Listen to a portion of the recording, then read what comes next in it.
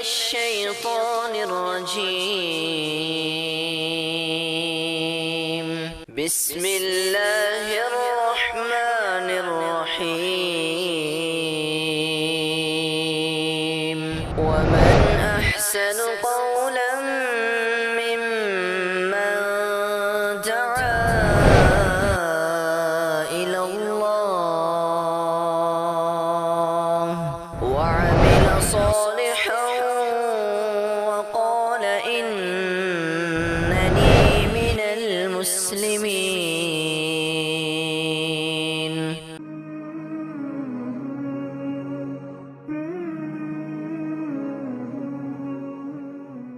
اور اس کے بعد آزمائش ہوئی ایک نہر کے اوپر کہ لڑنے کے لیے جالو سے کون کون لوگ جائیں گے، پانی پیٹ بھر کر نہ پیئیں.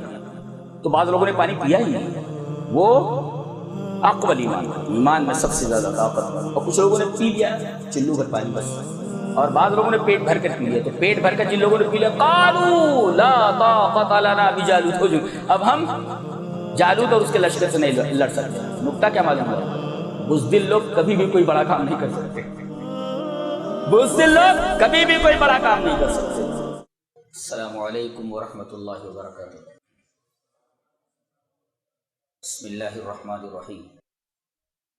قرآن حکیم کے دوسرے پارے کی تفسیر کا خلاصہ پیش کیا جا رہا ہے.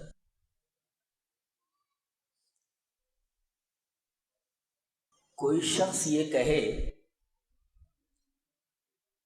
کہ میں آنکھ سے نہیں دیکھوں گا، کان سے دیکھوں گا، ایسے شخص کو کیا کہیں؟ بے وقوف. ہی از اے برین لیس فول.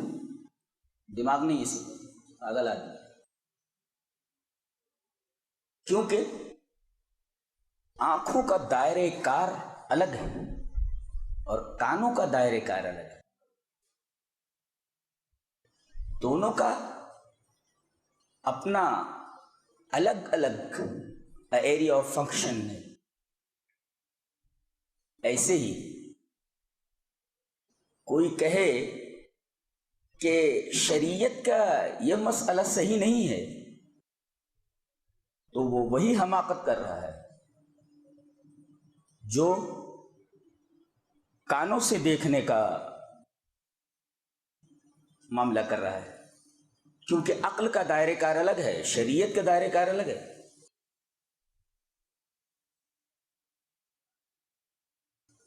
قبلہ بیت المقدس سے بیت الحرام بنا دیا گیا. اب اللہ فرماتا ہے سیقول السفہاء، ان قریب بے وقوف لوگ کہیں گے. سفیہ مانے بے وقوف، جمع سفہاء فول لوگ، بے وقوف. سیقول السفہاء، بے وقوف لوگ کہیں گے. کیا کہیں گے؟ ما ولاہم عن قبلتہم التی کانوا علیہا، کہ یہ جس قبلے پر تھے کس چیز نے ان کو اس قبلے سے پھیر دیا. بھئی قبلہ جب بیت المقدس تھا تو اب قبلے کو چینج کیوں کر دیا گیا، بدل کیوں دیا گیا؟ اسے خانہ کعبہ کو قبلہ کیوں بنا دیا گیا؟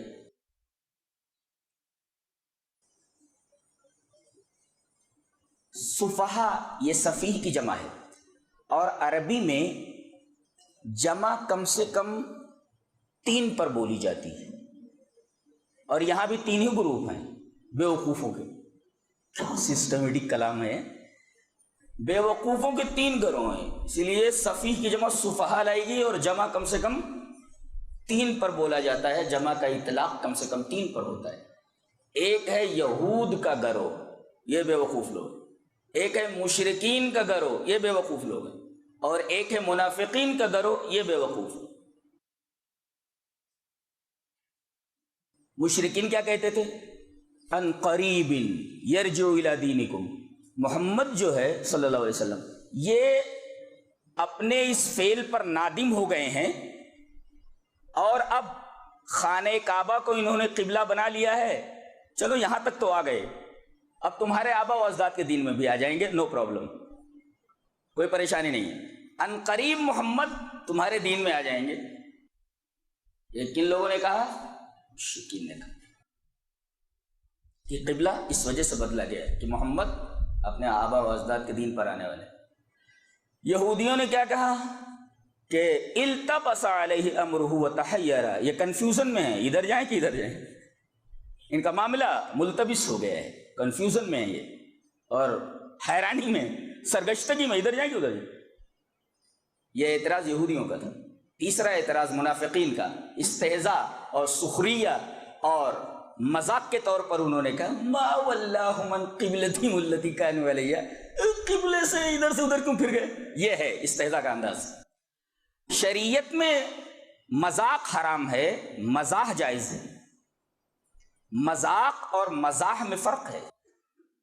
مذاق میں سامنے والے کی تحقیر مقصود ہوتی ہے، اسے چھوٹا سمجھا جاتا ہے، اور مزاح میں تفنن طبع ہوتا ہے. جیسے ایک عورت آئی بڑھیا، کہا کہ اللہ کے رسول میرے لیے دعا فرما دیجئے کہ میں جنت میں چلی جاؤں. آپ نے فرمایا کہ بڑھیا جنت میں نہیں جائے گی. رونے لگی. کہا کیوں رو رہی؟ آپ نے فرمایا کہ بڑھیا جنت میں نہیں جائے گی. تو نبی کریم صلی اللہ علیہ وسلم فرمایا میرے کہنے کا یہ مطلب ہے کہ کوئی شخص جنت میں بوڑھا بنا کر نہیں ڈالا جائے، سب جوان ہوں. یہ مزاح ہے اور یہ مذاق ہے. تو مذاق کی اجازت نہیں ہے، مزاح کی اجازت ہے. انہوں نے مذاق سے، سخریہ اور استہزاء سے یہ کہا ما واللہ من قبلتہم التی کانوا علیہا.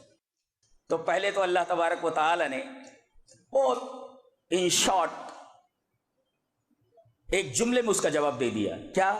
قل للہ المشرق والمغرب. اے ہمارے حبیب آپ کہہ دیجئے ان معترضین سے کہ مشرق بھی اللہ کا اور مغرب بھی اللہ کا. نکتہ یہ ہے کہ اصل سمت نہیں ہے، اصل اللہ کا حکم ہے. ہمیں سمت نہیں دیکھنی ہے، ہمیں یہ دیکھنا ہے کہ اللہ کا حکم کیا ہے. یہ ایک چھوٹا سا جواب دیا گیا پہلے، اور اس کے بعد تفصیلی جواب. آگے تفصیلی جواب، ایک مختصر جواب ہے. یعنی پڑھانے کا طریقہ یہ بتایا گیا کہ کوئی مدرس اگر طالب علم کو پڑھا رہا ہے تو پہلے مسئلے کو شارٹ میں بیان کرے، پھر اس کو تفصیل سے بورڈ کے اوپر سمجھائے. قرآن ہے کہ معلم بھی ہے نا، پہلے شارٹ میں آپ سمجھا دیجیے، اور اس کے بعد جیسے ایل سی ایم نکالنا ہے آپ کو تو ایل سی ایم کا قاعدہ پہلے بتا دیجیے، اس کے بعد بورڈ پر سمجھا دیجیے کہ ایسے ایسے سب سے چھوٹی عدد 2 ہوتی ہے اور 2 سے اس طریقے سے اس کو کاٹنا ہے، کرنا ہے. تو ان شارٹ جواب دیا گیا مشرق اور مغرب اللہ کا. اصل سمت نہیں ہے، جہت نہیں ہے، ڈائریکشن نہیں ہے، اصل اللہ کا حکم ہے. تمہیں کوئی اعتراض؟ خاموش. پھر آگے تفصیلی جواب دیا گیا. کیا؟ کہ اس کے 4 مقاصد ہیں قبلے کے بدلنے کے. کیا ایک ان شارٹ جواب دیا گیا مختصر، اور اب تفصیلی جواب دیا جا رہا ہے کہ یہ جو قبلہ بیت المقدس سے بدل کر کے بیت الحرام کو بنایا گیا، اس کے 4 مقاصد ہیں، 4 ریزنز ہیں. کیا؟ پہلا ریزن تو یہ ہے کہ یہودیوں کی کتاب میں تورات میں یہ لکھا ہوا ہے کہ آخری نبی کا قبلہ بیت المقدس نہیں ہوگا، بیت الحرام ہوگا. اگر یہ قبلہ نہ بدلا جاتا تو وہ کہتے کہ یہ جھوٹا نبی ہے، اس لیے کہ ہماری کتاب میں لکھا ہوا ہے کہ آخری نبی کا قبلہ بیت المقدس نہیں ہوگا، بیت الحرام ہوگا، اور یہ تو بیت المقدس کی طرف منہ کر کے نماز پڑھ رہا ہے. تو یہود کے اعتراض کا دفعیہ کر دیا گیا تحویل قبلہ کر کے، ایک وجہ. اور دوسری وجہ یہ بیان کی گئی کہ مالوف رسم و رواج کا چھوڑنا اور آبا و اجداد کے طریقے کو چھوڑنا نفس کے اوپر بڑا گرا ہے. پورے شرک کی بنیاد اور شرک کا پورا محور آبا و اجداد کا طریقہ ہے. ان سے پوچھا گیا شرک جیسی بری چیز کیوں کر رہے ہو؟ ہم نے اپنے آبا و اجداد کو ایسے کرتے ہوئے پایا. حضرت ابراہیم نے یہ جواب دیا تھا تمہارے آبا و اجداد گمراہ رہے ہوں تو ہمارے آبا و اجداد کو برا والا کہہ رہا ہے. اب جب لاجواب ہو جاتا آدمی تو دادا گیری پر آ جاتا ہے. یہ ہے. اور میں نے کبھی کہا تھا کہ ماڈرن دور میں گالیاں، بولے تمام دلائل کے خاتمے کا اعلان. آدمی گالیاں بکنے لگے، اس کے پاس دلیل نہیں ہے، اس لیے کہ گالیوں پر اتر ہے. تو آبا و اجداد کے طریقے کو چھوڑنا اور مالوف رسم و رواج کو چھوڑنا یہ گرا ہے. خود قرآن نے کہا وَإِن كَانَتْ لَكَبِيرَةً، کبیر ہے، بڑا ہے، یہ آدمی نہیں چھوڑتا ہے آبا و اجداد کے طریقے کو. اب اللہ یہ فرما رہا ہے ہم قبلے کو بدل رہے ہیں، لنعلم، تاکہ ہم یہ ظاہر کر دیں کہ من یتبع الرسول، کہ رسول کی اتباع کون کرتا ہے، اپنے آبا و اجداد کے طریقے کو کون مانتا ہے، جمع رہتا ہے، اور کون میرے نبی کی اتباع کرتا ہے۔ الا لنعلم من یتبع الرسول، یہ دیکھنا ہے کہ میرے رسول کی اتباع کون کرتا ہے اور اپنے آبا و اجداد کے طریقے کی اتباع کون کرتا ہے، یہ ہم دیکھنا چاہ رہے ہیں۔ 2 ہو گیا۔ تیسرا،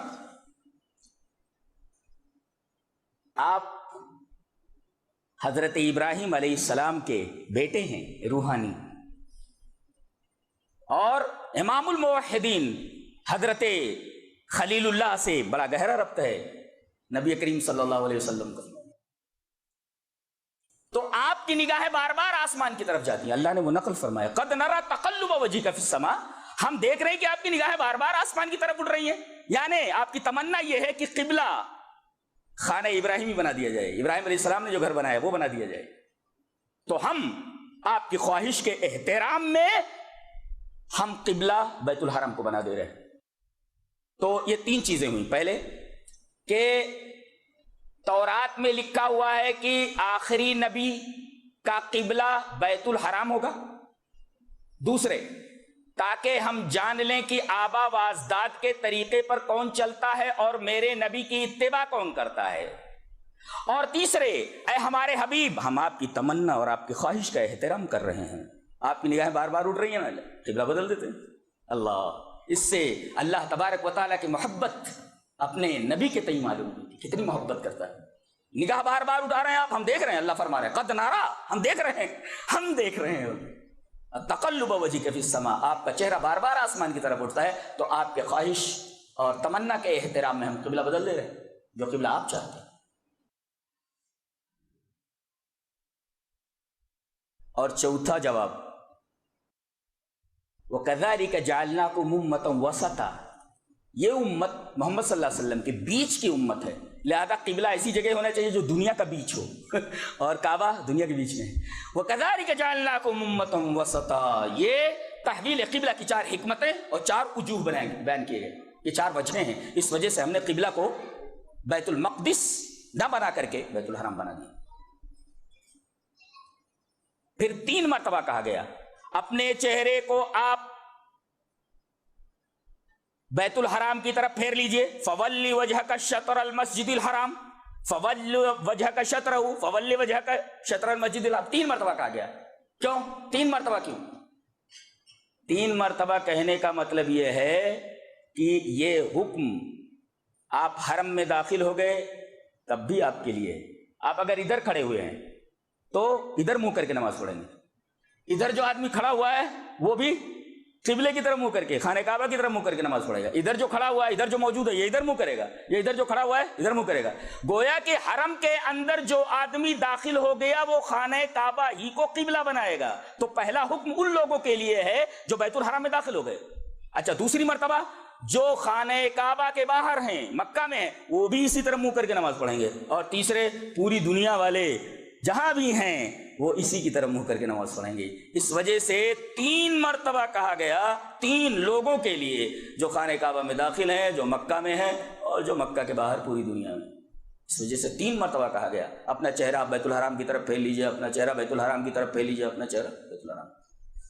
اس کے بعد ایک بڑی پیاری بات کہی گئی اور بہت ہی ڈرا دینے والی ہے، وَلَئِنِ اتَّبَعْتَ أَهْوَاءَهُم مِّن بَعْدِ مَا جَاءَكَ مِنَ الْعِلْمِ إِنَّكَ إِذًا لَّمِنَ الظَّالِمِينَ، اگر آدمی کے پاس علم آ گیا، کتاب و سنت کی دلیل آ گئی، قرآن میں یہ کرنا ہے، حدیث میں آ گیا یہ کرنا ہے، اس کے بعد بھی آنا کانی کرتا ہے تو گویا خواہشات کی اتباع کر رہا۔ وَلَئِنِ اتَّبَعْتَ أَهْوَاءَهُم، اپنے اہوا کی، اپنی خواہشات کی اتباع کر رہا، إِنَّكَ إِذًا لَّمِنَ الظَّالِمِينَ، تو وہ آدمی ظالم ہے۔ اس کا مطلب خواہشات کی اتباع کرنے والا علم آ جانے کے بعد وہ ظالم ہے۔ اس میں ایک نکتہ یہ ملا کہ جاہل کا گناہ کم ہے، عالم کا گناہ اگر وہی گناہ جاہل کرے تو کم ہے، اور وہی گناہ عالم کرے تو اس کی وعید اور زیادہ شدید ہو جاتی ہے، اس لیے کہ اس کے پاس علم آ گیا، اس کا ظلم اور بڑھ گیا ہے۔ ایک عام آدمی گناہ کرے تو ظالم ہے، لیکن ایک عالم آدمی وہی گناہ کرے تو اس کے لیے وعید شدید ہے، اس لیے کہ اس کا ظلم جاہل کے مقابلے میں بڑا ہوا، اس لیے کہ اس کے پاس علم نہیں ہے اور اس کے پاس علم ہے۔ انک اذا لمن الظالمین، لہذا عالم کو قدم پھونک پھونک کر رکھنا چاہیے۔ جی آگے فرمایا گیا کہ فاذکرونی اذکرکم واشکروا لی ولا تکفرون، بہت بہترین بات ہے اور یہ رمضان کے اندر آپ کو کرنا ہے۔ تم لوگ میرا ذکر کرو تو میں تمہارا ذکر کروں گا۔ ارے تم تو غیر معصومین کے درمیان میرا ذکر کرو گے، تنہائی میں کرو تو تنہائی میں تمہیں یاد کروں گا، اور اگر تم لوگوں کے درمیان میرا ذکر کرو گے تو تم تو غیر معصومین کے درمیان میرا ذکر کرو، میں معصوموں کے درمیان تمہارا ذکر کروں گا، فرشتوں کے درمیان۔ دل میں یاد کرو گے تو دل میں یاد کرتا ہوں۔ تو فاذکرونی اذکرکم، تم مجھے یاد کرو میں تمہیں یاد کروں، میرا ذکر کرو تو میں تمہارا ذکر کروں گا۔ اچھا، واشکروا لی، اور تم میرا شکر ادا کرو۔ دیکھو ذکر اور شکر، اب میں آپ سے پوچھتا ہوں، میں یہ کہوں آپ شکریہ ادا کیجئے اللہ کا شکر کیجئے۔ اب آپ پوچھیں گے مولانا شیخ آپ یہ بتائیے کہ شکر کیسے کریں، پوچھ سکتے ہیں آپ؟ میں کہوں گا شکر کرو، اللہ کہہ رہا ہے شکر کرو۔ اب میں آپ سے پوچھوں بھائی اللہ کا شکر کیسے ادا کرنا ہے؟ بھائی اللہ کا شکر الحمد، پیٹ بھر گیا ڈکار لے رہے اس کے بعد شکر الحمد، یہ شکر نہیں ہے، اس کو شکر نہیں کہتے۔ بتایا کہ جتنا آدمی اللہ کا ذکر کرے گا اتنا اللہ کا شکر ادا کرے گا۔ تو پتا چلا کہ شکریہ کیسے ادا کیا جائے، اللہ کا زیادہ سے زیادہ ذکر کرو۔ سبحان اللہ و بحمدہ سبحان اللہ العظیم، سبوح القدوس ربنا و رب الملائکۃ والروح، سبحان الملک القدوس، حسبنا اللہ و نعم الوکیل، نعم المولا و نعم النصیر۔ جتنا اللہ تبارک و تعالیٰ کا ذکر کرو گے اتنا زیادہ تم اللہ کا شکر ادا کرو گے۔ پتہ یہ چلا فالذکر بوابۃ الشکر، ذکر یہ شکر کا گیٹ ہے۔ کسی عالم نے بڑا اچھا کہا، کیا؟ فالذکر بوابۃ الشکر، ذکر یہ شکر کا گیٹ ہے۔ ابھی دیکھو یہ مکان ہے، یہ شکر کا، برابر ہے، یہ ذکر ہے۔ یہ اب یہ مکان میں آنا ہے شکر کے، تو کہا گیا کہ فالذکر بوابۃ الشکر، ذکر شکر کا دروازہ ہے۔ تو گویا اگر شکر کے مکان میں داخل ہونا ہے تو ذکر جب دروازہ ہے تو ذکر نہیں کرو گے تو اس دروازے سے داخل کیسے ہوگے؟ گویا کہ ذکر کر کے آپ شکر کے مکان میں داخل ہو سکتے ہیں۔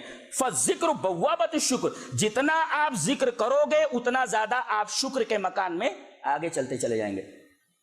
تو آپ کو شکر کرنا تو کیا کریں گے؟ ذکر کرنا ہے، اس لیے کہ ذکر کے بغیر شکر ہوتا ہی نہیں ہے۔ یہ شکر اور ذکر میں گہرا تعلق ہے۔ اچھا، تو اللہ تعالیٰ نے اپنے ذکر کو پہلے ذکر کیا، اس کے بعد پھر شکر کو ذکر کیا، مان صبر کو ذکر کیا۔ کتنی بڑی بڑی بات ہے، ذکر بہت بڑی چیز ہے، شکر بہت بڑی چیز۔ شکر کے بارے میں آپ نے پڑھا ہے، قرآن میں کہا گیا 5ویں پارے کی آخری آیت ہے، فرمایا گیا ما یفعل اللہ بعذابکم ان شکرتم وآمنتم وکان اللہ شاکرا علیما۔ اللہ کو کیا پڑی ہے کہ وہ تمہیں عذاب دے اگر تم اللہ کا شکر ادا کرو۔ ایمان کو بعد میں کر دیا گیا، شکر پہلے کر دیا گیا وہاں۔ اس کا مطلب ہے شکر کی کتنی اہمیت ہے کہ اگر آدمی شکر ادا کرتے رہے تو اس کے اوپر عذاب نہیں آتا۔ ما یفعل اللہ بعذابکم ان شکرتم، یہ شکر کتنی بڑی چیز ہے۔ اور ذکر، اللہ اکبر، جب تک ذکر کی محفل چلتی رہتی ہے اللہ تبارک و تعالیٰ کی رحمت اس کو ڈھانکے رہتی ہے۔ غشیتہم الرحمہ غشیتہم الملائکہ، ملائکہ اس مجلس کو گھیرے رہتے، معمول ہے ذکر کی محفل۔ جی تو ذکر بہت بڑی چیز ہے، شکر بہت بڑی چیز ہے۔ اگر آدمی ذکر کی محفل میں موجود ہو تو فرشتے اس کے اوپر اپنے پروں کا سایہ کیے رہتے ہیں، یہ ذکر کی عظمت پر دلیل ہے۔ اور آدمی شکر کرے تو اس کے اوپر عذاب نہیں آتا، شکر اتنی بڑی چیز ہے۔ اور صبر فرمایا گیا یا ایھا الذین، فوراً بعد ولا تکفرون کے بعد فوراً فاذکرونی اذکرکم، یا ایھا الذین آمنوا استعینوا بالصبر والصلاۃ ان اللہ مع الصابرین، صبر کرنے والوں کے ساتھ اللہ ہے۔ صبر، اگر آدمی کوئی صبر کرے تو اس کے تین فائدے، ایک تو اولئک علیہم صلوات من ربہم ورحمہ واولئک هم المہتدون، ہدایت۔ اگر صبر کرے تو ہدایت مل گئی، ہدایت کا فائدہ ضلالت سے بچ گیا۔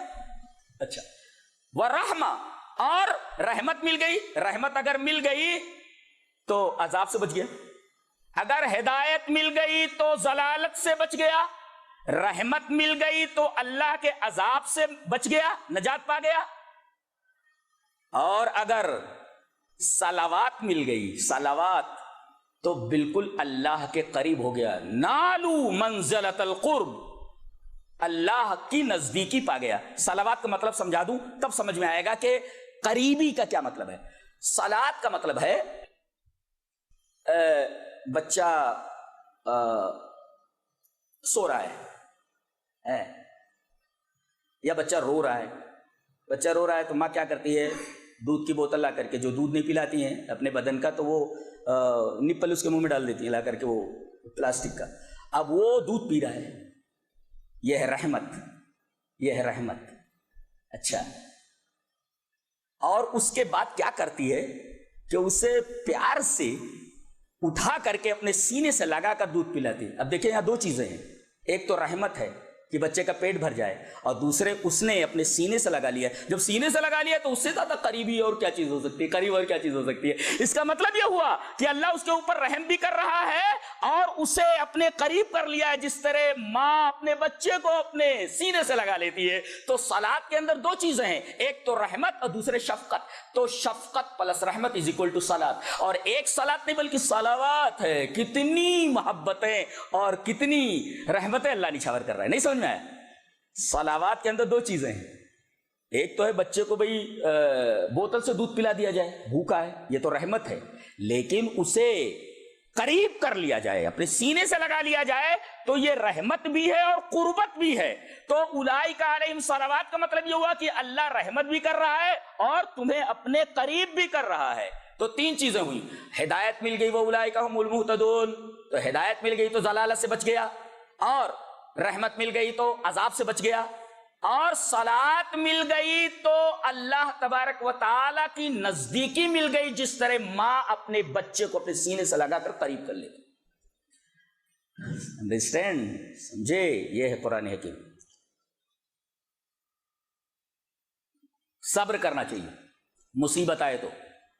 اس کا مطلب ماتم حرام ہے, نتیجہ ہی نکلا نا. آدمی ماتم میں بے صبرہ ہو جاتا, ماتم کہتے بے صبری کو, اور یہاں کہا جا رہا ہے صابرین, صبر کرو. اگر آدمی ماتم کرے تو صبر کے خلاف ہے, لہذا ماتم حرام ہے.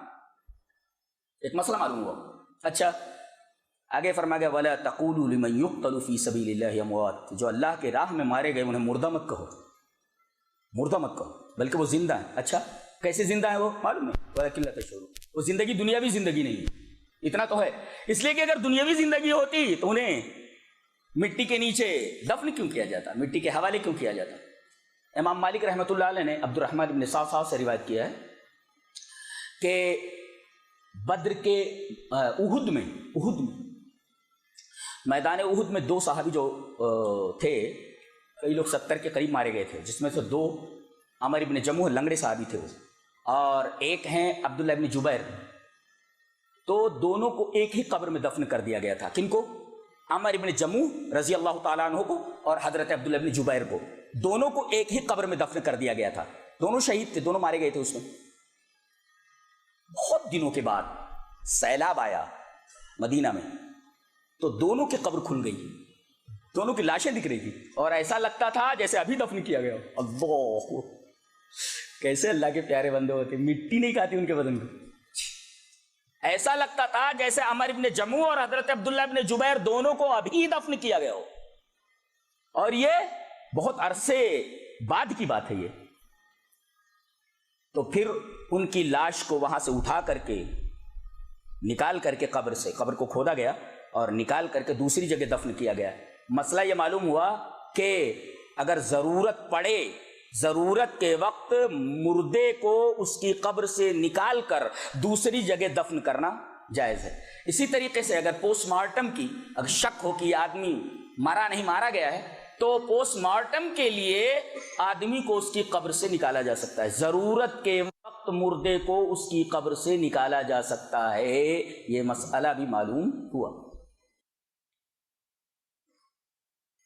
ایک نکتہ اور, تمام انبیاء کرام جو دنیا میں آئے, مٹی کے اوپر حرام ہے ان کا جسم کھانا, مٹی ان کا جسم نہیں کھاتی. انبیاء جیسے رہتے ہیں ویسے ہی رہتے ہیں, روح نہیں رہتی. اب روح کیسی رہتی ہے اللہ کو معلوم, لیکن بدن ویسے ہی رہتا ہے, مٹی نہیں کھاتی. شہداء کے بارے میں کیا ہے, اللہ بعض شہیدوں کو چاہے تو ان کے بدن کو ویسے ہی رکھے, اور چاہے کچھ اور نیکی کر کے گیا ہے. بعض عورتوں کو دیکھا گیا قبر کھودنے کے بعد ویسے ہی وہ عورت وہاں لیٹی ہوئی تھی, ایسے ہی پتہ لگا کہ یہ تو فلاں کی بہو ہے, یہ پتہ نہیں اس نے کون سا نیک کام کیا تھا. تو ایسا نہیں ہے کہ شہید کے بدن کو، جسم کو مٹی نہیں کھاتی، شہیدوں کے بدن کو بھی مٹی کھا جاتی. صرف انبیاء کے بارے میں یہ حکم ہے کہ وہ مٹی ان کے بدن کو نہیں کھاتی. شہداء کے بارے میں یہ حکم نہیں ہے، مٹی کھا بھی جاتی ہے. اور اگر اللہ جس کے جسم کو باقی رکھنا چاہے، جیسے عمر ابن جموح اور دیگر صحابہ ہیں، ان کے جسم کو باقی رکھا گیا، ان کے لیے حکم نہیں ہے. اللہ جسے باقی رکھنا چاہے انبیاء کے بعد انہیں ان کے جسم کو جب تک چاہے اس طرح باقی رکھنا چاہتا ہے تو باقی رہتی ہے. یہ مسئلہ معلوم. اس کے بعد یہ فرمایا گیا کہ آدمی ایمان لائے، آزمائش لازم ہے. ایمان اور آزمائش دونوں لازم و ملزوم ہیں. اب کیوں آزمایا جاتا ہے وہ ہم 20ویں پارے میں بتائیں گے، تفصیل سے بحث کریں گے. یہاں اتنا جانیں آزمایا کیسے جاتا ہے. وَلَنَبْلُوَنَّكُمْ بِشَيْءٍ مِّنَ الْخَوْفِ وَالْجُوعِ وَنَقْصٍ مِّنَ الْأَمْوَالِ وَالْأَنفُسِ وَالثَّمَرَاتِ. اللہ آزماتے ہیں ہم خوف سے. ہے دشمنوں کا خوف طاری ہے، آدمی ڈر رہا ہے. دشمنوں کا خوف، دشمنوں کا ڈر، یہ ہے من الخوف. والجوع، بارش نہیں ہو رہی، قحط پڑ گیا، آدمی دانے دانے کو ترس رہا ہے، یہ جوع. ونقص من الاموال، جائیداد تباہ ہو گئی، یہ نقص من الاموال، یہ بھی آزمائش ہے. اچھا اسی طریقے سے جان چلی گئی، انفس، اولاد مر گئی، یہ انفس. اس طرح آزماتا ہے اللہ، اولاد کو مار کر کے، اولاد کو موت دے کر کے آزماتا ہے. اور والثمرات، اور فصلیں تباہ ہو جاتی ہیں. اب فصلیں کئی طریقے سے تباہ ہو سکتی ہیں، بارش کی وجہ سے تباہ ہو جائیں، یا بارش نہ ہو تو تباہ ہو جائے. ایسا ہوتا ہے بارش نہیں ہوتی تو فصل تباہ ہو جاتی، اور بارش ہو جاتی ہے تب بھی فصل تباہ ہو جاتی ہے اگر معتدل بارش نہ ہو تو اللہ اس طرح آزماتا ہے. لیکن جو لوگ آزمائش کے اوپر پورا اترتے ہیں ان کے لیے خوشخبری سنا دی گئی. وبشر الصابرین، صابرین کو خوشخبری دے دیجیے. تو ہمیں مصیبت کے وقت گھبرانا نہیں چاہیے، بلکہ مصیبت کے وقت ہمیں صبر کرنا چاہیے، کیونکہ اللہ صبر کرنے والوں کے ساتھ ہے. ایک تو یہ، اور دوسرے کہا کہ صابرین کو خوشخبری دے دو. خوشخبری ہے ان کے لیے کیا؟ 3 چیزیں، ہدایت، رحمت اور صلوات. 3 چیزیں. اللہ تو ذکر کا فائدہ معلوم ہوا، شکر کا فائدہ معلوم ہوا، اور صبر کے 3 فائدے معلوم ہوئے، رحمت، ہدایت اور صلوات، یعنی قریب کر لینا، جیسے ہم اپنے بچے کو قریب کر لیتے. ایک نکتہ بتاؤں، اس کے بعد ہے ان الصفا والمروہ من شعائر اللہ. سوال یہ ہے کہ صبر کے بیان کے بعد صفا اور مروہ کیوں لایا گیا؟ صفا اور مروہ کا بیان کیوں؟ بھئی صبر کا بیان ہو گیا، اب صفا اور مروہ کا بیان لایا جا رہا ہے. بتایا گیا کہ دونوں میں بہت ساری مماثلتیں ہیں، دونوں میں بہت سارے روابط ہیں. پہلا ربط تو یہ ہے کہ صبر میں نفس کے لیے مشقت ہے، اور صفا اور مروہ میں، حج اور عمرے میں جسم کے لیے مشقت ہے. مشقتیں دونوں جگہ ہیں، لہذا دونوں مشقتوں پر صبر کیا جائے. اور ایک مطلب اور کہ صبر کیسے کریں. آدمی کہہ سکتا ہے نا، جیسے یہ ہے کہ شکر کیسے کریں، تو کہتے ہیں ذکر کیجیے. اب یہاں بتایا گیا صبر کیسے کریں، تو بتایا گیا صفا اور مروہ کے اوپر اللہ کی ایک بندی دوڑی تھی جس کا نام حاجرہ تھا. صبر کو اگر دیکھنا ہے حصی طور پر تو حضرت حاجرہ کو دیکھ لو. یہ بتایا گیا، یہ ربط ہے.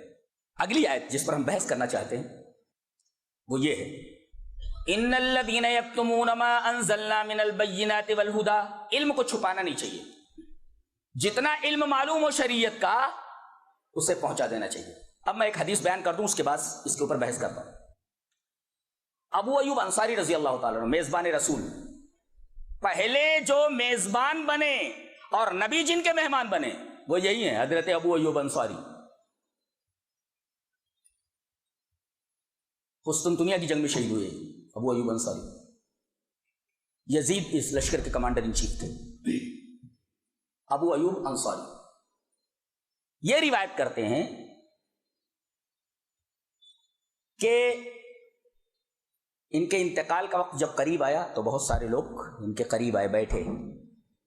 انہوں نے کہا کہ میں نے ایک حدیث چھپا رکھی تھی جو میں نے رسول اللہ صلی اللہ علیہ وسلم سے سنی تھی، میں نے اب تک بیان نہیں کیا. اب چونکہ میں اللہ سے ملنے جا رہا ہوں، زندگی بھر میں نے وہ حدیث چھپائی رکھی، بتایا نہیں تمہیں، بیان نہیں کیا. اب میں دنیا سے جا رہا ہوں، حدیث بیان کر دیتا. ارے بیان کیجیے حضرت، آپ نے تو چھپا رکھا تھا اس حدیث کو. کہا کہ میں نے رسول اللہ صلی اللہ علیہ وسلم سے سنا ہے کہ جو آدمی اگر گناہ نہ کرتے، اگر جن انسانوں کو میں نے پیدا کیا ہے یہ گناہ نہ کرتے تو میں ان کو ختم کر کے ایک دوسری مخلوق لاتا جو گناہ کرتی اور مجھ سے توبہ کرتی، میں اسے معاف کرتا۔ تو میں نے زندگی میں اس حدیث کو اس لیے نہیں بیان کیا تاکہ لوگ نیک اعمال سے کنارہ کش نہ ہو جائیں اور اسے لائٹ نہ لے لیں کہ نیک عمل کی ضرورت ہے، یہ نہیں ہے، گناہ کرو توبہ کر لو، اس وجہ سے میں نے نہیں کہا۔ اور لوگ گناہوں پر جری نہ ہو جائیں، دھڑلے کے ساتھ گناہ کرنے لگیں کہ اللہ تو غفور رحیم ہے ہی، لہذا میں نے اس وجہ سے اس حدیث کو لوگوں کے سامنے بیان نہیں کیا۔ اس سے ایک نقطہ یہ ملا کہ ہر حدیث مناسب وقت پر بیان کرنی چاہیے، کوئی حدیث ایسی ہے جو مناسب وقت نہ ہو تو نہیں بیان کرنا چاہیے، جی یہ نقطہ ملا۔ اچھا، دوسری چیز یہ معلوم ہوئی کہ میں جو یہ بیان کر دیا ہوں اس حدیث کو اس آیت کریمہ کی وجہ سے کہ جو لوگ علم کو چھپا لیتے ہیں ان کے اوپر فرشتوں کی لعنت ہے اور لعنت کرنے والوں کی لعنت ہے، تو اللہ کتمان علم پر میری گرفت نہ کرے، اس وجہ سے میں اس حدیث کو بیان کر کے جا رہا ہوں۔ اللہ، میں نے اس وجہ سے نہیں بیان کیا اور اس وجہ سے بیان کر رہا ہوں۔ کیا ذہین ترین قوم تھی، کیا ذہین ترین لوگ تھے، یہ تھے صحابہ۔ اور ذہین کون ہوتا ہے؟ ذہین وہی ہوتا ہے جو دنیا کے داؤں پر لگا کر کے آخرت کو کامیاب بنا لے۔ کب تک رہنا ہے؟ 65 سال 70 سال، the story is going to finish، خلاص ختم۔ ایک نحوی نکتہ اگر عربی پڑھنے والے یہاں پر موجود ہیں تو جان لے کہ ایک جگہ کہا گیا کہ یلعنہم اللہ، اللہ ان کو پر لعنت کرتا، فعل لایا گیا۔ اگر یہ علم کا چھپانے والا توبہ کر لے تو اس کے گناہ معاف ہو جاتے، اسی وجہ سے یلعنو فعل لایا گیا۔ اور آگے لایا گیا ان الذین کفروا وماتوا کفار علیہم لعنت اللہ، ما جملہ اسمیہ ہے، یہ جملہ فعلیہ ہے۔ جملہ فعلیہ لایا گیا کہ توبہ کا امکان ہے، ابھی زندہ ہے، یہ توبہ کر سکتے ہیں اور اللہ انہیں معاف کر سکتا ہے۔ اور لعنت اللہ، مر گئے، اب توبہ کی گنجائش ہی نہیں رہے گی نا، لہذا وہاں جملہ اسمیہ لایا گیا جو استمرار کے اوپر دلالت کرتا ہے۔ نہیں سمجھ میں آیا؟ چلو کوئی بات نہیں، آگے چلتے۔ اس کے بعد یہ بتایا گیا کہ اللہ سے محبت کے 3 انداز ہوتے ہیں، جس میں سے ایک جائز ہے اور 2 ناجائز ہیں۔ سوال سمجھ میں آئے؟ اللہ سے محبت کے 3 انداز، 2 حرام اور 1 حلال۔ اگر اللہ اور غیر اللہ کی محبت مساوی ہو جائے، ایکول ہو جائے، دس از اکول ٹو دیٹ، اگر ایسا ہو جائے تو برابر، دونوں یکساں۔ اور سورہ شعراء میں فرمایا اذ نسویکم برب العالمین، ہم تم کو رب العالمین کے ساتھ برابر کر دیں گے، تسویہ کر دیں گے، برابر کر دیں گے۔ سوی تسویہ مانے برابر کرنا، ایکول کرنا۔ اذ نسویکم برب العالمین، اگر اللہ کی محبت اور غیر اللہ، ایک طرف بیٹے کی محبت ہے، ایک طرف اللہ کی محبت ہے، دونوں محبتوں کو اگر برابر کر دو شرک ہے، یہ حرام ہے یہ۔ اچھا، آپ غیر اللہ سے بھی محبت کر رہے ہیں، اللہ سے بھی محبت کر رہے ہیں، دونوں سے محبت کر رہے ہیں، لیکن غیر اللہ سے محبت زیادہ ہے، اللہ سے محبت کم ہے، یعنی غیر اللہ کی محبت غالب ہے اور اللہ کی محبت مغلوب ہے، یہ بھی حرام ہے۔ ہاں، تیسری محبت، اللہ کی محبت غالب اور غیر اللہ کی محبت مغلوب، یہ تیسری جائز ہے۔ 2 حرام ہے اور 1 جائز ہے۔ لہذا اللہ نے یہ نہیں منع کیا کہ آپ اپنے مال سے محبت نہ کرو، اللہ نے یہ نہیں کہا کہ تم اپنی اولاد سے محبت نہ کرو، یہ تو فطری جذبہ ہے، آدمی محبت کرتا ہی ہے، لیکن ایسا ہونا چاہیے کہ جب اللہ اور غیر اللہ کی بات آ جائے تو محبت میں اللہ کو مقدم رکھنا ضروری ہے، ورنہ آدمی مشرک کے کافر ہے وہ۔ جی، یہ محبت کے 3 انداز اور تینوں قرآن حکیم سے ثابت ہے۔ اذ نسویکم برب العالمین، تسویہ نہیں ہو سکتا۔ اچھا، اور دوسرے احب الیکم من اللہ ورسولہ، اللہ اور اس کے رسول سے زیادہ محبت ہو۔ دیکھو یہ غالب اور مغلوب کی بات آ گئی۔ اور والذین آمنوا اشد حبا للہ، سب سے زیادہ محبت اللہ کی۔ یہ تینوں باتیں ہیں، تینوں محبت کے انداز قرآن حکیم سے ثابت ہیں۔ کافروں کو حسرت نہیں ہوگی، حسرتیں ہوں گی۔ ایک ہوتا محبت، ایک ہوتا محبتیں، ایک ہوتا لو، ایک ہوتا لفظ، ایک ہوتا محبت، ایک ہوتا محبتیں، ایک ہوتا صلاۃ، ایک ہوتا صلوات، ایک ہوتا حسرت، ایک ہوتا حسرتیں۔ یہاں حسرات لائے گا جو حسرت کی جمع ہے، علیہم حسرات، یہ لوگ حسرات کریں گے، ایک حسرت نہیں کئی حسرت ہے۔ کب؟ سدی نے کہا ہے کہ اللہ تبارک تعالیٰ جب جنتیوں کے لیے جنت کا فیصلہ اور جہنمیوں کے لیے جہنم کا فیصلہ کر دے گا تو جو جہنم میں جانے والے ہوں گے کافرین، ان سے کہا جائے گا جنت میں تم اپنے مکانات دیکھنا چاہتے ہو؟ اوئے ہے جب حجاب اٹھایا جائے گا تو ایسے ایسے بنگلوز، ایسے ایسے نعمتیں، ان کے دل دھڑکنے لگیں گے، کیا کچھ اور ہمارے ساتھ معاملہ ہونے والا ہے؟ بولے اگر تم ایمان لے آتے تو یہ سارے کے سارے مکانات تمہیں دے دیے جاتے، لیکن تم نے انکار کیا، لہذا اب یہ تمہارے مکان تم کو نہیں دیے جائیں گے، اے مومنو تمہیں دے دیے جاتے ہیں۔ تو اب ایک حسرت نہیں ہوئی، کئی حسرتیں جمع ہو گئی۔ دیکھ رہے ہیں آپ، وہ میرے پاس الفاظ نہیں کہ اس کا ایکسپلین کر سکوں۔ جی حسرت نہیں، حسرتیں، یا تو جہنم میں جا رہے ایک حسرت وہ ہے، اور دوسرے یار اتنے مکانات، ایک مکان حسرت، دوسرے مکانات یہ نعمت دے دی گئی، حسرت۔ ہاں کلام کیسی بات کرتا، حسرت اگر بول دیتے تو کافی تھا، لیکن حسرتیں کہہ کر کے بیان کر دیا گیا کہ کس قدر حسرتیں۔ حسرت کا مطلب ریپینٹینس، انگریزی میں اس کو بولتے ہیں ریپینٹینس، اس کو بولتے ہیں حسرت ہو آدمی کو، ایسا بہت زیادہ جلن ہو اندر، جلن ہو، آہ نکالے، لہفہ جس کو عربی میں بولتے ہیں، تعصف مکس ود ریپینٹینس وغیرہ۔ تو یہ حسرات کی بات کہی گئی۔ اس کے بعد ایک بڑی عجیب بات کہی جا رہی ہے، خاص طور سے رمضان میں اس کا خیال رکھا جائے۔ یا ایھا الناس کلوا مما فی الارض حلالا طیبا ولا تتبعوا خطوات الشیطان، اے لوگو حلال رزق کھاؤ اور شیطان کے نقش قدم پر نہ چلو۔ میرا خیال ہے رزق حلال کھاؤ اور شیطان کے پیچھے نہ چلو، یہ شیطان کے پیچھے چلنا اور رزق حلال کھانے میں ربط کیا ہے؟ پتہ یہ چلا کہ شیطان آدمی کے لیے یہ چاہتا ہے کہ اسے رزق حلال سے پھیر کر کے رزق حرام کی طرف موڑ دو۔ سب سے بڑی کوشش یہ ہوتی ہے، اس لیے کہ پورا بدن گندا ہو گیا نا، ابھی عبادت کیسے ہوگی؟ اس نے تو پورا ہاؤس گندا کر دیا ہے، یہ گندا ہو گیا پورا۔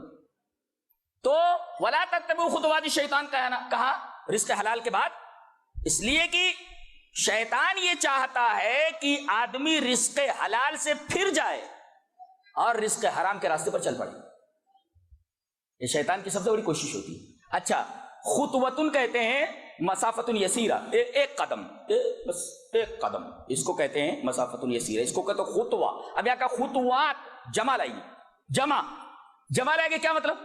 اس میں بہت بڑا نکتہ ہے کہ شیطان پہلے چھوٹے چھوٹے گناہوں، خطوہ مانے ایک قدم، اس میں پہلے چھوٹے گناہ میں مبتلا کرتا ہے اور اس کے بعد دھیرے دھیرے وہیں پر نہیں رکتا، خطوات پر جاتا ہے۔ لہذا اس کے لیے جب بھی ذکر آتا ہے تو خطوہ نہیں آتا، خطوات آتا ہے کہ ایک ہی گناہ کرانے پر اکتفا نہیں کرتا، ایک گناہ کر لیا نا مسلسل کراتا رہتا ہو۔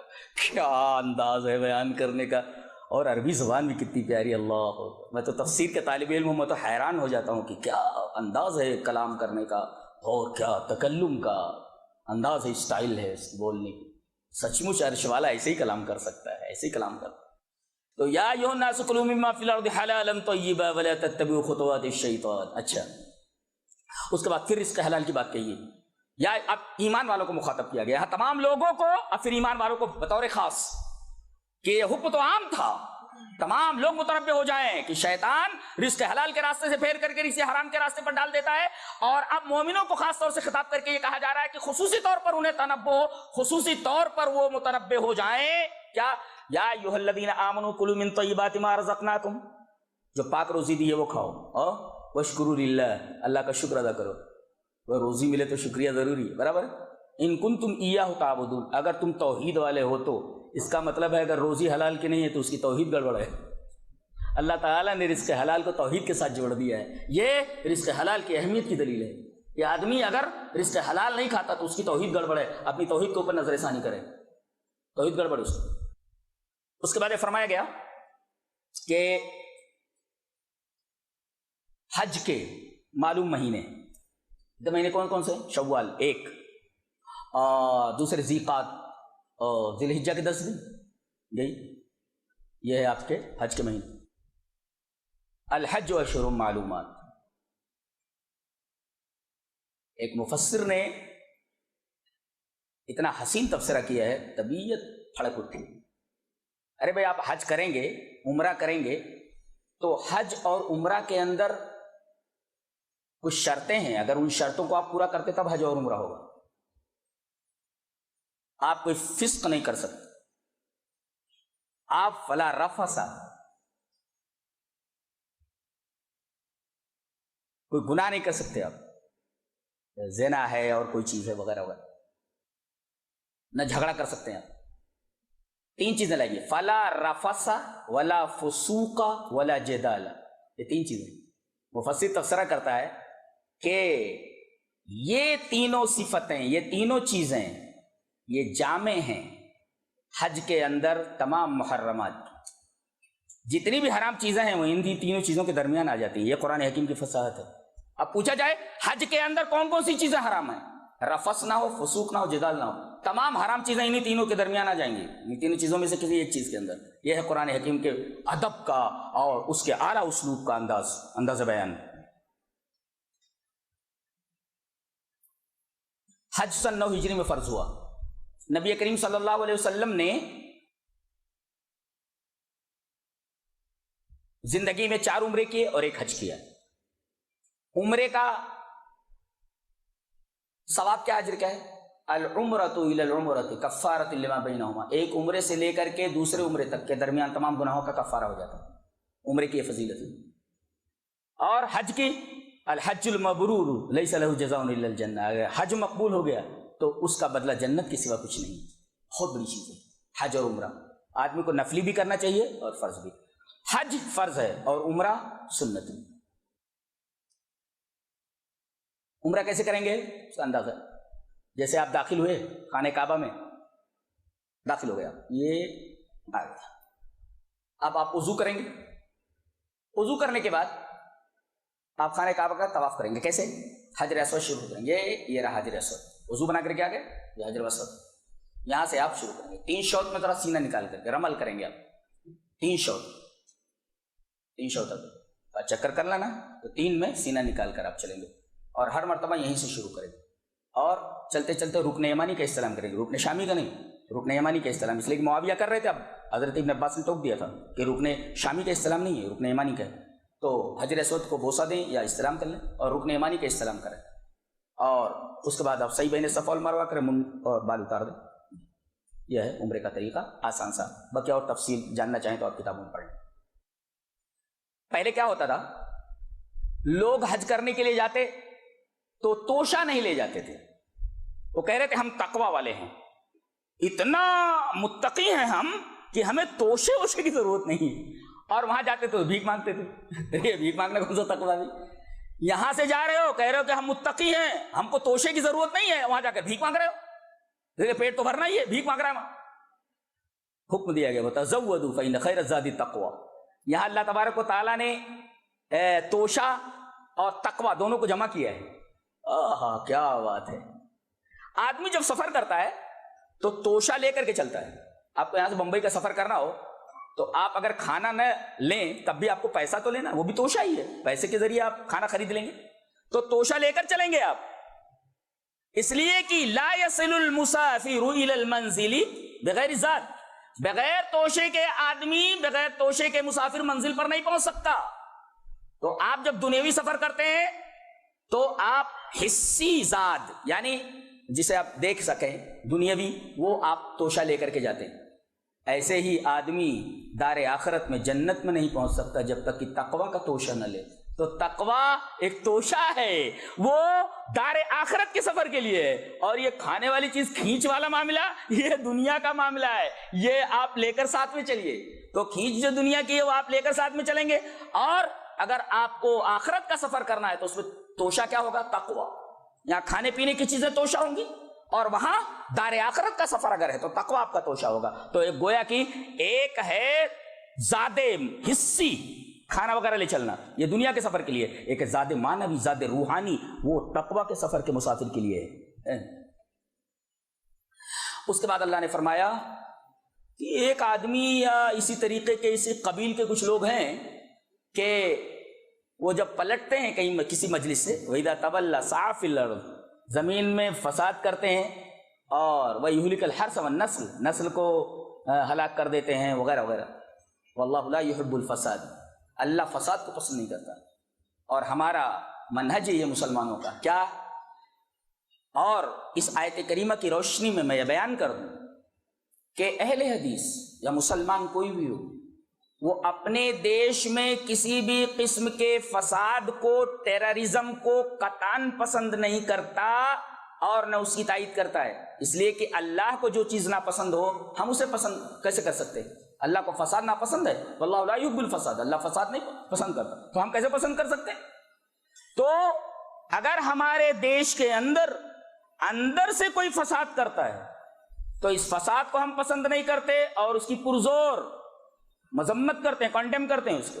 اور اگر کوئی باہر کا ملک ہمارے ملک کے اندر فساد پھیلانے کی کوشش کرتا ہے تو اس کی بھی مذمت کرتے ہیں اور اس کو بھی ہم ناپسند کرتے ہیں، پرزور اس کی مذمت کرتے ہیں ہم، اس لیے کہ ہمارا رب فساد کو پسند نہیں کرتا، اللہ لا یحب الفساد۔ اس کے بعد کچھ لوگ فتنہ پھیلاتے ہیں، بتایا گیا والفتنة اکبر من القتل، فتنہ قتل سے بھی زیادہ سخت ہے، لہذا فتنے سے بچا جائے، فتنہ بہت خطرناک چیز ہے۔ اس کے بعد یتیموں کے بارے میں پوچھا گیا کہ یتیموں کے ساتھ کیا معاملہ کیا جائے، وَيَسْأَلُونَكَ عَنِ الْيَتَامَى قُلْ إِصْلَاحٌ لَهُمْ۔ اس میں ایک نحو کا نقطہ بیان کرنا چاہتا ہوں، اگر طلبہ یہاں عربی جاننے والے ہوں یا پڑھنے والے ہوں، آپ کہہ دیجئے کہ یتیموں کی اصلاح کرنی ہے تو یوں کہنا ہے اصلاحہم کہا جاتا، ان کی اصلاح، لیکن ان کی اصلاح نہیں کہا گیا، اصلاح لہم، لام کی فصل لائی گئی، کیوں کہ یتیم کو کپڑا اور کھانا دینا ہی کافی نہیں ہے، بلکہ اس کے اخلاق کی، تعلیم کی، تمام چیزوں کی کفالت ضروری ہے۔ جس طرح اس کے ظاہر کو مزین کرنا ضروری ہے، اس طرح اس نے باطن کے مزین کرنے کا بھی انتظام ہونا چاہیے، اس کی تعلیم کی بھی کفالت کیجیے آپ۔ اسی وجہ سے لام کی فصل آئی ہے، اصلاحہم کہہ دیا جاتا تو کافی تھا، اصلاح لہم کہا گیا، برابر؟ یہ یتیموں کا حق ہے آپ کے اوپر۔ اچھا، پھر پوچھا گیا شراب اور جوا، بولے پورا گناہ ہے۔ پوچھا گیا شراب کیا ہے، وہ شراب کے بارے میں پورے گناہ ہے، اٹ از اے سن۔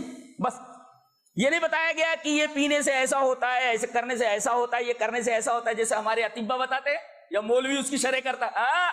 قرآن حکیم نے بتایا کہ اسم، اٹ از اے سن، اور وہ بھی سن کا گریٹ سن، اسم کبیر، اٹ از اے گریٹ سن، یہ بہت بڑا گناہ ہے۔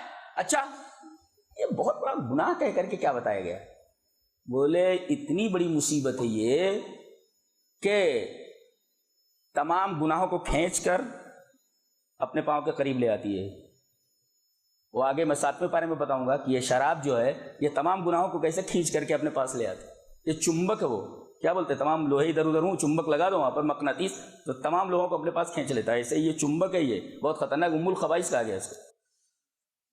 جی، اس کے بعد 2 باتیں کہی گئی، کوئی لڑکی مسلمہ ہے، غیر مسلم سے نہیں کر سکتے، کافر سے نہیں کر سکتی، مشرک سے نہیں کر سکتے، وَلَا تَنْكِحُوا الْمُشْرِكَاتِ حَتَّى يُؤْمِنْ، اور اگر لڑکی مشرکہ ہے تو اس سے آپ شادی نہیں کر سکتے جب تک کہ ایمان والی نہ ہو جائے۔ ایک کہ اسلام ضروری ہے دونوں کے نزدیک، اگر کوئی ایک اسلام نہیں رکھتا تو شادی جائز نہیں۔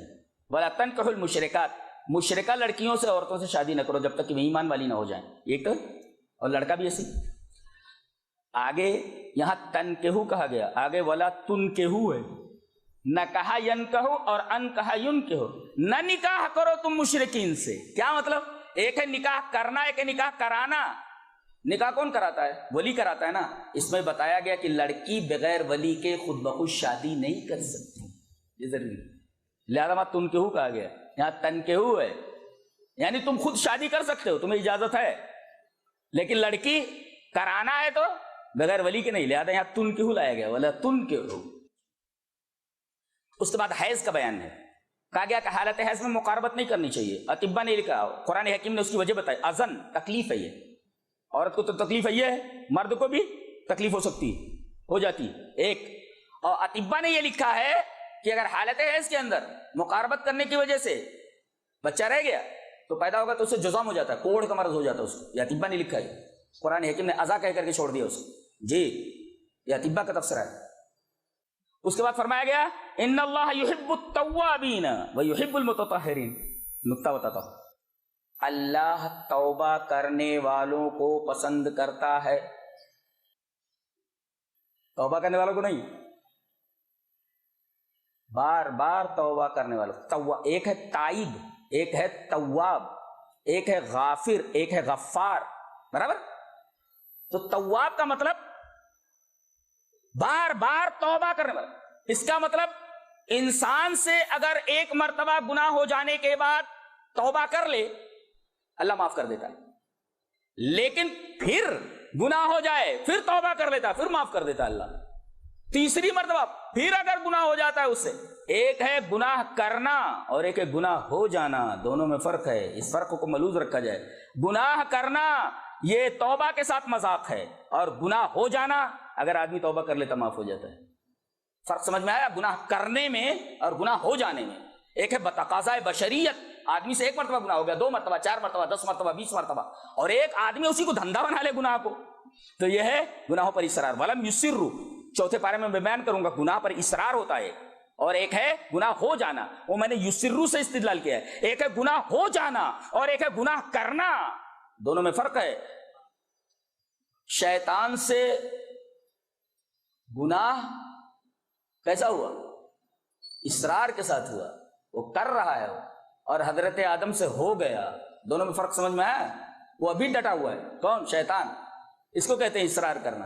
اور آدم علیہ السلام سے ایک مرتبہ گناہ ہو گیا، توبہ کر لی، معاف ہو گیا۔ تو ایک ہے گناہ ہو جانا اور ایک ہے گناہ کر لینا، دھندا بنا لینا، اس کو دھندا نہیں بنانا چاہیے۔ بتقائے بصریت، اگر 50 مرتبہ ہو جاتا ہے توبہ کر لے گا، اللہ معاف کر دے گا۔ اسی وجہ سے توابین لائے گئے، تائبین نہیں لائے گئے۔ اچھا، توابین، اس لیے کہ یہاں اللہ کے شان کی بات آ گئی ہے۔ اب بات کہاں آ گئی ہے؟ اللہ کے شان کی۔ اس نے کیا کہا تھا؟ میں تیرے بندوں کو اس وقت تک گمراہ کروں گا جب تک کہ ان کے جسم میں روح باقی ہے۔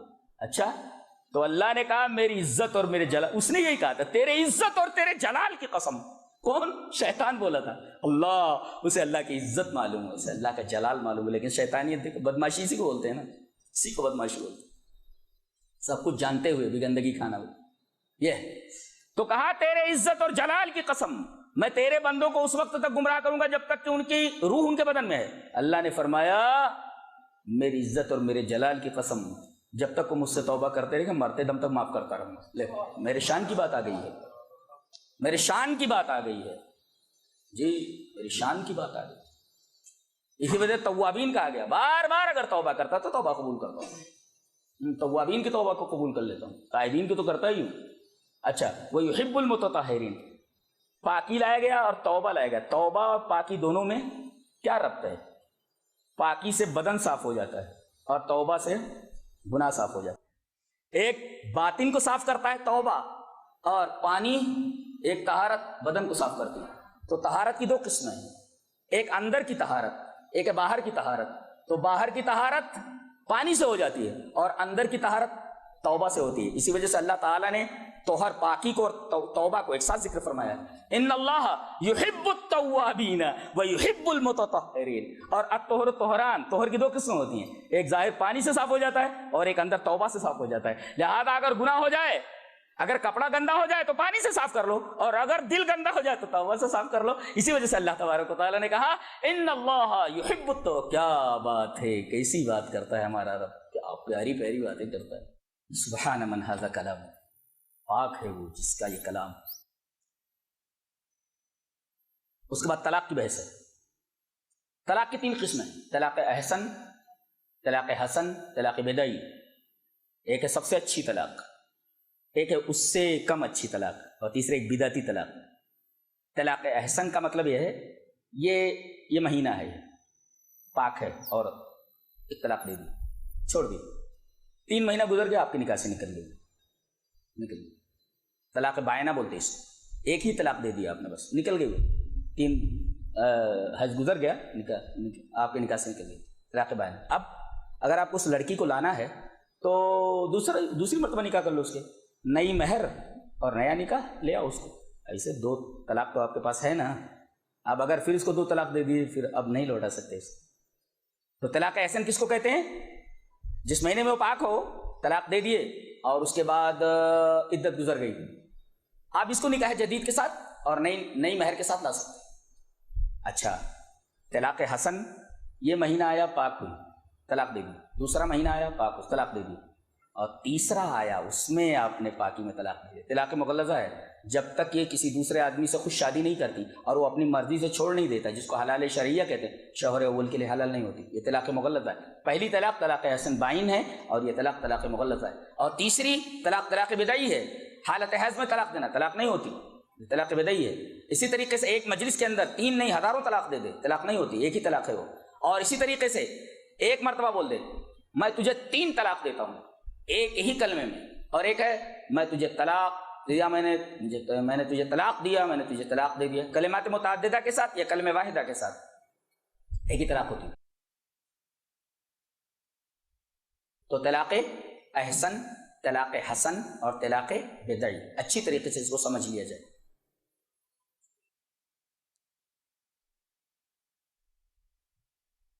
لڑکی خلا کرا رہی ہے، لڑکا پریشان کر رہا ہے، ستا رہا ہے، نان نفقہ نہیں دے رہا ہے، لڑکی کہہ رہی ہے میں تیرے ساتھ زندگی نہیں کر سکتی، زندگی نہیں گزار سکتی، چھوڑ دے مجھے۔ ٹھیک ہے میں نے جو مہر دے دیا تھا واپس کر۔ مہر سے زیادہ مطالبہ نہیں کرنا چاہیے، جائز نہیں، مہر سے زیادہ مطالبہ نہیں کرنا چاہیے۔ لڑکی وہ مہر دے دے، اس کے بعد اس کی جان چھوڑ دے، جا دو، میں اپنی زندگی جی لیتا تو اپنی زندگی جی۔ اب اس کی عدت کتنی ہے؟ مختلعہ کی ایک حیض، حیض اس وجہ سے کہ تاکہ بچہ وچہ تو نہیں رہ گیا ایسا، ایک حیض 1 مہینہ، مہینہ صبح حیض، حیضۃ الواحدہ ایک حیض مختلعہ کی۔ اور لڑکا نہیں چھوڑ رہا ہے تو میں تجھے لٹکائے رکھوں گا، یہ لٹکانا حرام ہے، بلکہ پنچ بیٹھے ہیں، پنچ فسخ کر دیں گے، فسخ ہو جائے گی نکاح، جی کہیں جانے کی ضرورت نہیں، پنچ بیٹھیں گے، اس لیے کہ لڑکی کا نقصان زنا میں مبتلا ہو سکتی ہے، گناہ میں مبتلا ہو سکتی ہے، لہذا پنچ بیٹھے ہیں، نکاح فسخ کر دیں، خلاص جو اپنے راستے تو جو اپنے راستے۔ تو مختلعہ کی عدت ایک حیض ہے، اور طلاق کی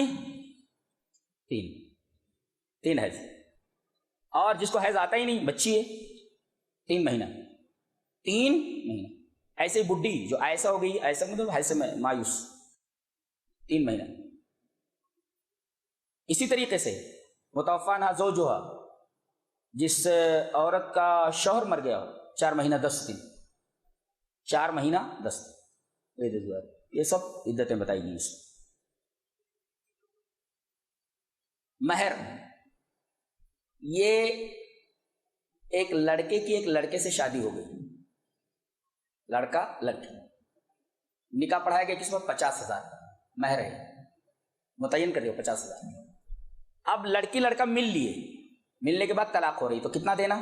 طلاق ہونے کے بعد 50,000 دینا، پوری مہر میں۔ اور ملے نہیں، بات بیچ میں بگڑ گئی، رخصتی ہوئی نہیں، لڑکی ادھر گئی نہیں، طلاق ہو گیا، تو 25,000 دینا، آدھی مہر دینا، فنصف ما فرضتم، آدھی مہر دینا۔ خلوت سیاح ہو گئی، لڑکی لڑکا مل لیے، پوری مہر دینا ہے طلاق اگر ہو گئی خلوت سیاح کے بعد۔ اور اگر دونوں ملے نہیں اور طلاق ہو گئی، ٹھنڈا ہو گیا بیچ میں، تو اب یہ آدھی مہر دینی، فنصف ما فرضتم، 25,000 دینا ہے، اس میں 50,000 متعین تھا۔ لڑکی لڑکے کی شادی ہوئی، مہر متعین نہیں کی گئی، قاضی نے نکاح پڑھا دیا، مہر متعین نہیں کی گئی۔ اب لڑکی لڑکا مل لیے اور طلاق ہو گئی، کتنا دینا؟ مہر متعین ہی نہیں ہے نا، مہر مثل دینا ہے، جو اس کی بہن نے ماں وغیرہ کی، اگر 50,000 تو 50,000 دینا، 1 لاکھ ہے تو 1 لاکھ دینا، جی یہ مہر مثل ہے۔ اور اگر پہلے ہی ملنے سے پہلے ہی طلاق ہو گئی، تب 1 جوڑا کپڑا، 2 جوڑا کپڑا، یا جو کچھ اپنی طرف سے آپ دینا چاہو اس کو دے دو، متعین نہیں ہے۔ آگے ایک آیت ہے وَلِلْمُطَلَّقَاتِ مَتَاعٌ بِالْمَعْرُوفِ، مطلقہ کے لیے معروف طریقے سے متاع ہے۔ بعض لوگوں نے شاہ بانو کیس کو اسی آیت کریمہ کی روشنی میں یہ کہا تھا کہ اگر کوئی آدمی اپنی بیوی کو طلاق دے دے اور وہ دوسرے آدمی سے شادی کر لے، تو یہ اس عورت کو باوجود کہ وہ دوسرے مرد کے نکاح میں ہے، یہ زندگی بھر اس کو پیسہ دیتا رہے گا، خرچہ دیتا رہے گا۔ یہ آیت تمام ہے، اور اسی آیت کو مستدل بنایا گیا تھا وَلِلْمُطَلَّقَاتِ مَتَاعٌ بِالْمَعْرُوفِ، مطلقہ عورتوں کے لیے معروف طریقے سے سامان دینا ہے۔ اب کب تک دوسرے سے شادی کر لے تب بھی دیتے رہو، یہ فطرت کے خلاف ہے۔ لہذا اس آیت کریمہ کا مطلب یہ ہے کہ عدت تک اس کو خرچہ دیتا رہے گا، عدت تک خرچہ دیتا رہے گا۔ اب جیسے عورت مطلقہ ہو گئی تو اب طلاق کی مدت جب تک گزرے گی نہیں تب تک خرچہ لڑکے کے اوپر ہے۔ تو وَلِلْمُطَلَّقَاتِ مَتَاعٌ بِالْمَعْرُوفِ کا مطلب یہ ہے کہ لڑکی کو خرچہ ملتا رہے گا جب تک کہ اس کی عدت پوری نہیں ہوئی ہے۔ لوگوں نے اس کو عام مان لیا کہ زندگی بھر اس کو دینا ہے، یہ آیت کریمہ سے غلط استدلال تھا۔ اس کے بعد طالوت کا واقعہ بیان کیا جا رہا ہے کہ ایک زمانے میں غالباً اس وقت حزقیل یا شموئیل نبی تھے، حملہ کیا جالوت نے اور ان کا تابوت سکینہ وکینہ سب چھوڑ کر کے لے کر چلا گیا۔ ایک تابوت رکھتے تھے، وہ تابوت سکینہ، وہ جنگ جب کرتے تھے تو وہ تابوت کو آگے آگے رکھتے تھے۔ اس تابوت کے اندر بتاتے ہیں کہ وہ حضرت موسیٰ علیہ السلام کا عصا اور حضرت ہارون وغیرہ کے آل ہارون کے کچھ سامان تھے تو اس کے اندر رکھتے تھے، تو آگے آگے لشکر کے رکھتے تھے، اور اس سکینہ کی وجہ سے، تابوت کی وجہ سے ان کو فتح حاصل ہوتی تھی، ان کے دل ساکن رہتے تھے، سکون میں رہتے تھے۔ ہمارے ہاں نبی کے بدن سے اور آپ کے بدن سے لگی ہوئی چیزوں سے برکت حاصل کرنا جائز ہے، بقیہ دنیا کے کسی آدمی کی کسی چیز سے برکت حاصل کرنا جائز ہے، اور وہ بھی آپ کی زندگی میں۔ مثلا آپ کے بدن سے آپ نے بال کٹوایا، بال لوگوں میں تقسیم کر دیے، لوگوں نے برکت کے طور پہ بال رکھ لیا آپ کو۔ ارے بال تو چھوڑیے، آپ تھوکتے تھے تو صحابہ کرام ہاتھوں پر لے لیتے، کیا محبت تھی، ایسا انسان کوئی گزرا ہے کیا؟ اللہ، اس کے تھوک کو ہاتھ پر لے کر کے لوگ بدن پر جو ہے مل لیا کرتے تھے۔ ایک صحابی آئیں، کہا اللہ کے رسول، خوشبو چاہیے تھا، خوشبو، تو نبی کریم صلی اللہ علیہ وسلم نے اپنے پسینے کی بوندیں پوری سیسی کے اندر ڈال دی، تو وہ ایک بوند نکال کر کے عطر کے اندر ملا دیتی تھی، اس کے بعد دیتی تھی، مہک عجیب و غریب مہک تھی پسینے کی، پسینے سے بدبو آتی ہے، لیکن ہمارے نبی کا پسینہ لوگ عطر کے طور پر استعمال کرتے تھے۔ سبحان اللہ و بحمدہ، سبحان اللہ العظیم۔ ہمارا نبی بھی کیسا نہیں، سبحان اللہ۔ درود شریف پڑھیں، اللہم صلی علی محمد وعلی آل محمد کما صلیت علی ابراہیم وعلی آل ابراہیم انک حمید مجید، اللہم بارک علی محمد وعلی آل محمد کما بارکت علی ابراہیم وعلی آل ابراہیم انک حمید مجید۔ آپ کا جبہ، جب کوئی بیمار ہوتا تو حضرت ام سلمہ کیا کرتی، جبے کو پانی میں ڈال دیتی اور اس کو نچوڑ دیتی اور وہ پانی پلا دیتی۔ تو نبی کے بدن سے اور نبی کے بدن سے ٹچ ہونے والی چیزوں سے برکت حاصل کرنا جائز۔ دیکھو دو چیزیں ہیں، بدن آپ کا جیسے پسینہ برکت حاصل کرنا، بال ہے، تھوک ہے، کوئی بھی چیز۔ ایک صحابی ایک مکان سے کود پڑے تھے، وہ گئے تھے حملہ کرنے کے لیے، جب وہاں سے پلٹے تو صحیح اندازہ نہیں ہوا کہ اونچائی کتنی ہے، گر پڑے تو ٹانگ ٹوٹ گئی۔ اب ٹانگ ٹوٹ جائے تو کہاں جانا پڑتا ہے؟ آدمی کو آرتھوپیڈک سرجن کے پاس جانا پڑتا ہے۔ آپ نے کہا پیر ادھر لاؤ، پیر سیدھا کیا انہوں نے، جیسے آپ نے ہاتھ پھیرا، پیر ویسے کا ویسا ہو گیا، تو اللہ آرتھوپیڈک سرجن۔ سبحان اللہ و بحمدہ، سبحان اللہ العظیم۔ الرحیق المختوم میں پڑھیے نبی کریم صلی اللہ علیہ وسلم کا یہ معجزہ۔ تو نبی کے بدن سے اور نبی کے بدن سے ٹچ ہو جانے والی چیزوں سے برکت حاصل کرنا جائز ہے، بقیہ دنیا کی کسی چیز سے، قبر کو دھل کر کے غسالہ قبر، مردے کو دھل کر کے غسالہ مردہ، ان تمام چیزوں سے برکت حاصل کرنا ناجائز ہے۔ پتہ نہیں کون کون سے منہ مبارک چل رہے ہیں لوگ، اس سے جو ہے برکت حاصل کر رہے ہیں۔ تحقیق نہیں ہے کہ نبی کریم صلی اللہ علیہ وسلم کا بال ہے، اگر معلوم ہو جائے کہ آپ کا پیالہ ہے وغیرہ وغیرہ، سچ مچ یہی پیالہ ہے تو اس سے برکت حاصل کی جا سکتی ہے، سچ مچ آپ کا بال ہے تو اس سے برکت حاصل کی جا سکتی ہے۔ بقیہ ساری چیزیں مشکوک ہیں، تو مشکوک چیز سے اس کے قریب نہ جایا جائے، اس سے برکت حاصل نہ کی جائے۔ اس کے بعد طالوت کا جالوت سے مقابلے کا ہے کہ ان کو کمانڈر ان چیف بنا دیا گیا، تو اعتراض ہوا کہ ان کے پاس مال نہیں ہے، کا مال نہیں ہوا تو کیا ہوا؟ کمانڈر ان چیف ہونے کے لیے جو چیز ضروری وہ ہے نا، بس تتن فی العلم والجسم، لڑائی کا ہنر جانتے ہیں، اس کا علم ہے انہیں، اور جسم طاقتور ہیں، شمشیر زن ہیں، لہذا یہ دونوں صفتیں موجود ہیں۔ پتہ یہ چلا کہ عہدے کے لیے مال دے کر عہدہ نہیں حاصل کرنا چاہیے، بلکہ مال دے کر عہدہ نہیں حاصل کرنا چاہیے، بلکہ کوالٹی دیکھ کر کے آدمی کے پاس وہ صلاحیت ہے کہ نہیں۔ یہی وجہ ہے آج جو ملک تباہ ہے اور جگہ جگہ جو خلفشار ہے، یہ وہی پیسہ دے کر کے پوسٹ حاصل کر کے بیٹھ چکے ہیں، ہر جگہ منمانی کر رہے ہیں۔ تو دیش کو ترقی کی راہ پر لے جانے کے لیے ضروری ہے کہ منصب کے اوپر انہی لوگوں کو بٹھایا جائے جو اس کے اہل ہیں، جو اس کے لائق، تاکہ دیش ہمارا ترقی کرے۔ تو ان کے پاس وہ اہلیت تھی، لہذا انہیں کمانڈر ان چیف بنا دیا گیا، اور اس کے بعد آزمائش ہوئی ایک نہر کے اوپر کہ لڑنے کے لیے جالو سے کون کون لوگ جائیں گے؟ پانی پیٹ بھر کر نہ پئیں. تو بعض لوگوں نے پانی پیا ہی نہیں. وہ اقوال ایمان تھے، ایمان میں سب سے زیادہ طاقتور. اور کچھ لوگوں نے پی لیا چلو بھر پانی بس، اور بعض لوگوں نے پیٹ بھر کر پی لیا. تو پیٹ بھر کر جن لوگوں نے پی لیا قالوا لا طاقت لنا بجالوت، ہو اب ہم جالوت اور اس کے لشکر سے نہیں لڑ سکتے. نکتہ کیا معلوم ہوا؟ بزدل لوگ کبھی بھی کوئی بڑا کام نہیں کر سکتے. بزدل لوگ کبھی بھی کوئی بڑا کام نہیں کر سکتے. جی، اور آگے فرمایا گا قال الذین یظنون انہم ملاقو ربہم، کہا ان لوگوں نے جن کو یقین تھا کہ وہ اپنے رب سے ملاقات کرنے والے، وہی لوگ لڑائی میں گئے. پتہ یہ چلا کہ جو رب سے محبت کرتے ہیں، آخرت سے محبت کرتے ہیں، تو آخرت سے محبت کرنے والے اور دوسری زندگی کے اوپر ایمان رکھنے والے بہت طاقتور ہوتے ہیں، بہت قوی ہوتے ہیں. جی، اور آخر میں فرمایا گیا لکل فرعون موسیٰ، کوئی بھی ایسا فسادی کھڑا ہوتا ہے تو اللہ تبارک و تعالیٰ اس کے مقابلے میں کھڑا کر دیتا ہے، جیسے فرعون کے مقابلے میں موسیٰ کو کھڑا کر دیا گیا. ایسے ہی ہوتا ہے.